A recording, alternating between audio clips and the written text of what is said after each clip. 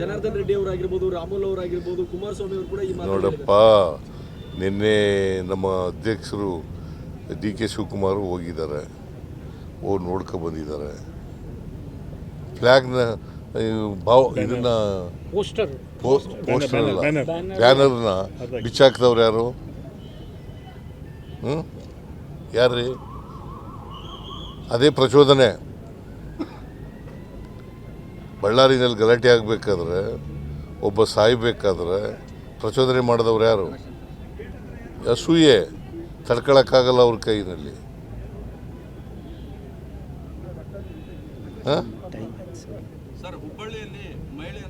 ನೋಡಪ್ಪ, ಆ ಎಮ್ಮನೆ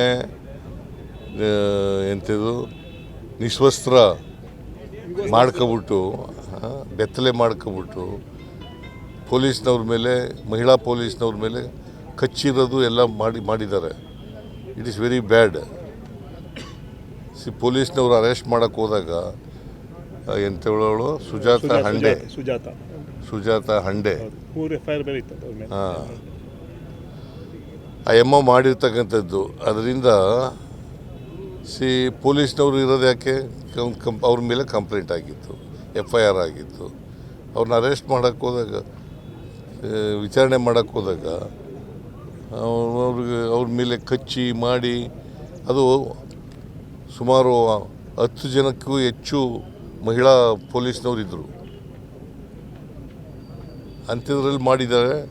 ಸೊ ಅದರಿಂದ ಕಾನೂನನ್ನ ಯಾರೂ ಕೂಡ ಕೈಗೆ ತಗೊಳ್ಳಬಾರ್ದು.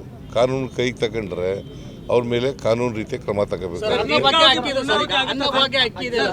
ಈಗ ನೀವು ಹಸಿದರ ಹೊಟ್ಟೆ ತುಂಬಿಸ್ಬೇಕಂತ ಹೇಳಿ ಅಂತಿದ್ದೀರಾ ಸರ್.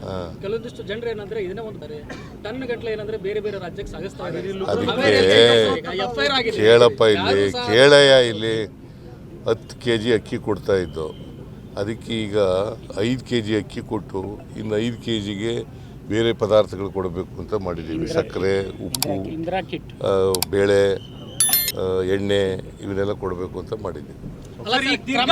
ದೀರ್ಘಾವಧಿ ಮುಗಿತು ಸರ್, ಪೂರ್ಣಾವಧಿ ಆಗುತ್ತಾ ಅನ್ನೋ ಪ್ರಶ್ನೆ. ದೀರ್ಘಾವಧಿ ಹೈಕಮಾಂಡ್ ಏನು ತೀರ್ಮಾನ ಮಾಡ್ತಾರೆ?